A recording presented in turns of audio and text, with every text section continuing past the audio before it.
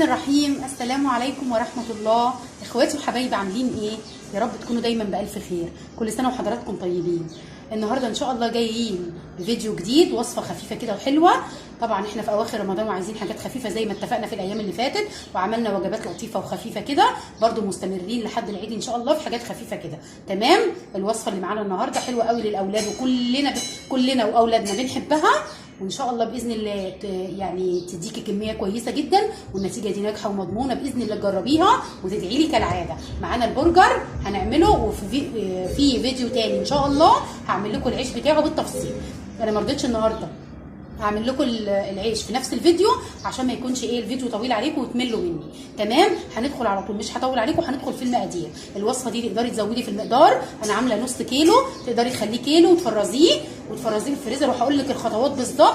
يقعد معاكي يعني فتره كويسه جدا.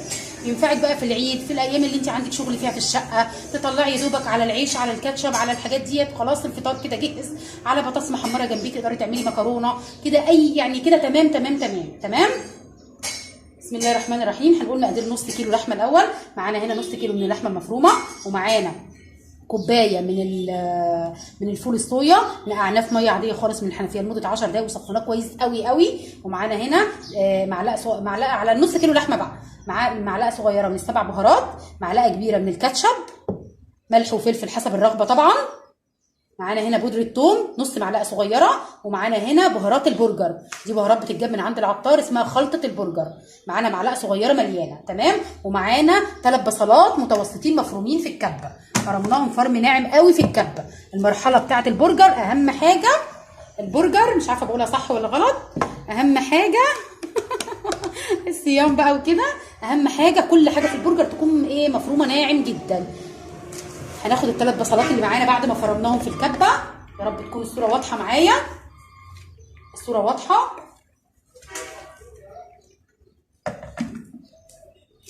هحاول اوسع كده قدامكم شويه،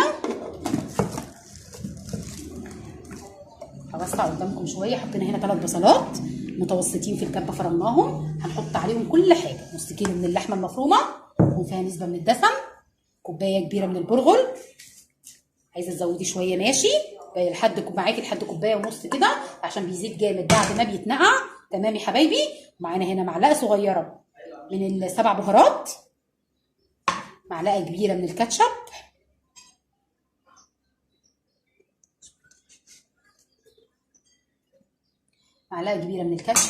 ومعانا هنا معلقه صغيره من بهارات البرجر. انا بعيد تاني اهو، معلقه صغيره مليانه من بهارات البرجر، نص معلقه صغيره من بودره الثوم. تمام. ثوم البودره كلنا عارفينه. ومعانا ملح وفلفل حسب الرغبه. تمام. في المرحله دي بقى هنعجن عجن كويس جدا. تمام. بسم الله الرحمن الرحيم. اللهم صل وسلم وبارك على سيدنا محمد وعلى اله واصحابه اجمعين. هنعجن كويس جدا جدا جدا. تمام. بعد ما نعجن قوي قوي لمده 5 دقايق على ايدينا، هناخدها ننعمها في الكبه وش او وشين، ونرجع مع بعض تاني عشان نشكلها. ماشي يا حلوين؟ ماشي يا حلوين.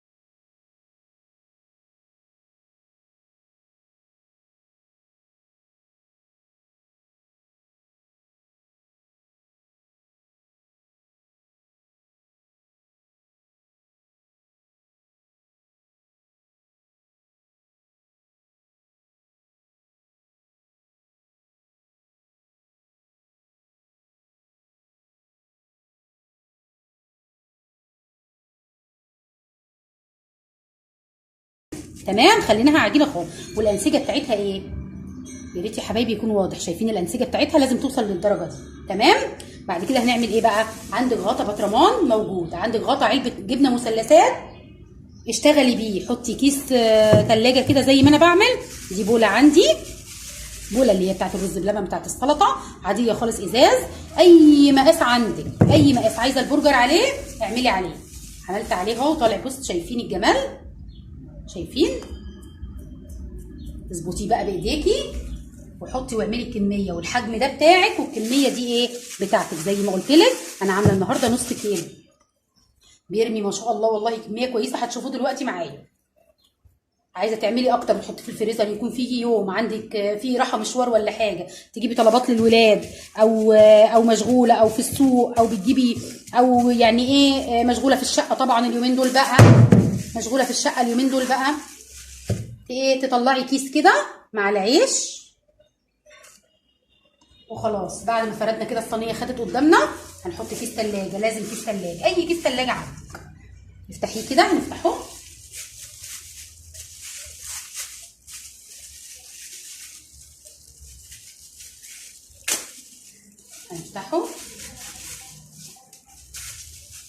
ونفرشه ونعمل رقه تانيه.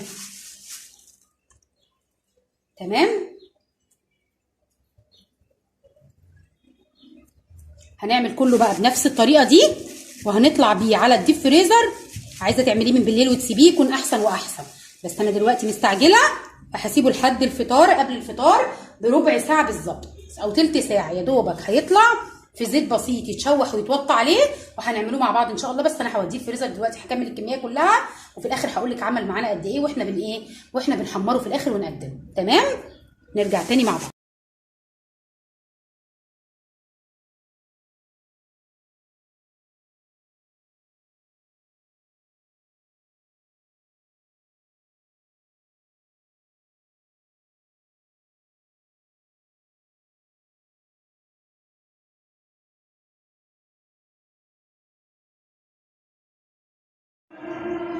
ورجعنا مع بعض تاني حبايبي.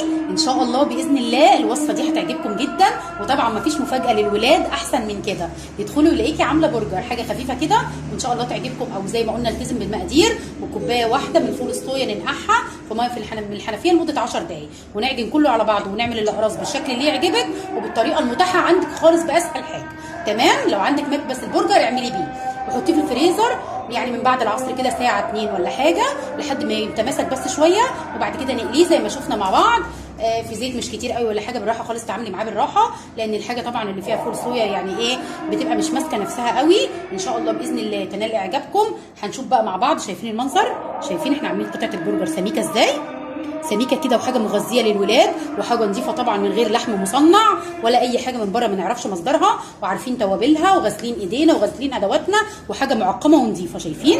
هنعمل بقى ايه؟ هديكم افكار بسيطه للحشو. معانا هنا خس، طبعا الخس البلدي ممتاز جدا اليومين دول، نحاول ما نحرمش الولاد منه. معانا هنا خس، معانا هنا خيار مخلل الولاد بيحبوه جدا مع البرجر. معانا هنا طماطم متقطعه شرايح وبصل متقطع شرايح. ومعانا هنا حبايبي عايزه برضه اقول لكم بقيه البرجر. شايفين ما شاء الله يعني كام واحده؟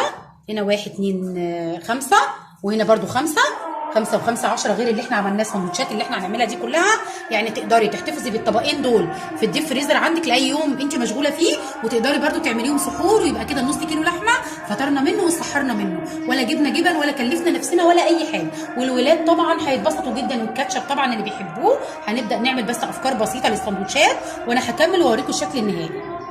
معانا الساندوتش اهو. هنحط بقى معانا الخس، نحط عليه الخس.